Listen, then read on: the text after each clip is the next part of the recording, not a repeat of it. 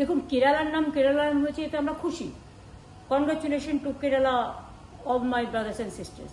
কিন্তু সাথে সাথে এটা আমি নিশ্চয়ই বলবো যে আমাদের বাংলা রাজ্যের নাম দেওয়ার ব্যাপারটা আমরা 2-3 বার করে করে বারবার কেন্দ্রের থেকে সংশোধনী এসছে, যা যা বলেছে সব করে দিয়েছে।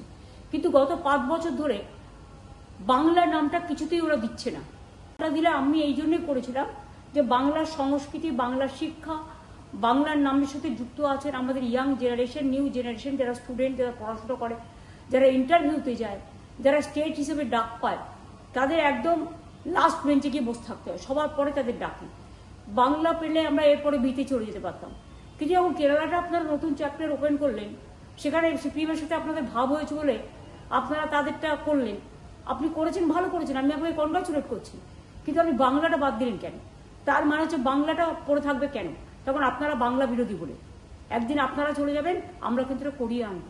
বাংলার অধিকার বাংলার মানুষ পাবে।